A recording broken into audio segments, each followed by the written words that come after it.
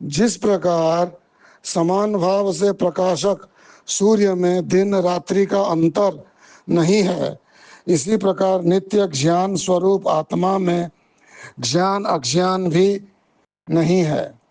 चिदाभास जीव में ही अज्ञान से बंधन है एवं ज्ञान से मोक्ष है।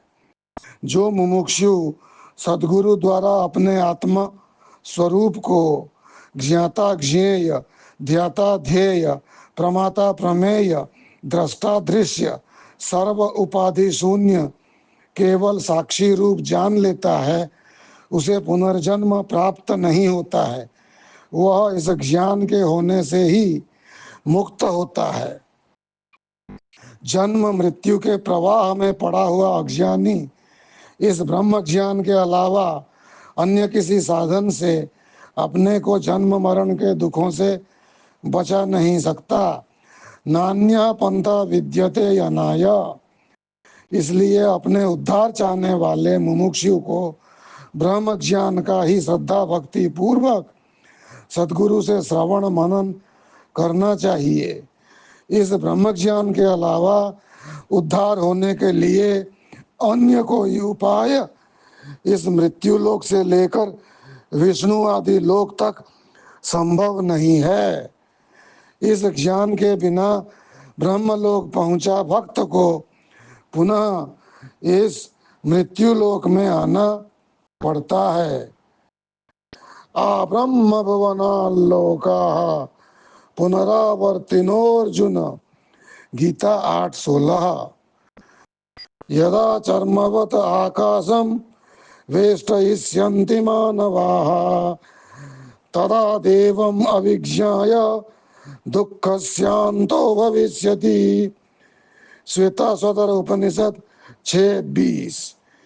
यदि कोई आकाश को चर्मासन की तरह लपेट बगल में दबा चल सके, तभी वह बिना आत्मदेव को जाने दुखों के सागर से पार हो ब्रह्मानंद को प्राप्त हो सकता है। अर्थात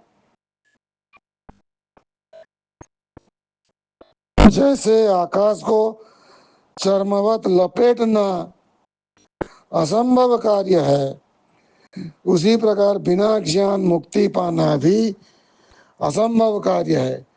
अतः मुमुक्षु आत्मदेव को समस्त दृश्य अहंकार ममता से रहित हो सोहम रूप से निश्चय करे तो यह निश्चित ही मुक्त होता हुआ मुक्त हो जाता है।